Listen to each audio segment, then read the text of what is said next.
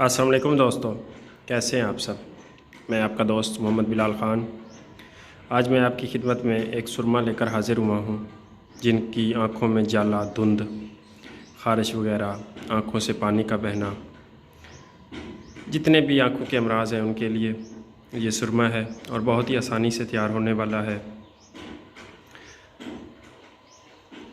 इसको बनाने के लिए आपको जिन चीज़ों की ज़रूरत है वो सबसे पहले आपने सूंड लेनी है। ये सूंड ले लें, इसको अच्छी तरह से पीस लें, इनके जो रेशे वगैरह होते हैं वो निकाल लें और इसका पाउडर छान लें।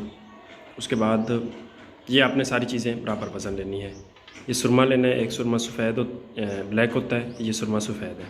तो एक आपने सुरमा सफ़ेद ले लेना है, फिर फटकड़ी, और उसके बाद अच्छा कलमी शोरा ले लेना है, मुसफ़ा किया हुआ, शुद्ध किया हुआ। आजकल जो कलमी शोरा आ रहा है उसमें नमक होती है, तो ये लेना है जिसकी कलमें वगैरह बनी हुई हो।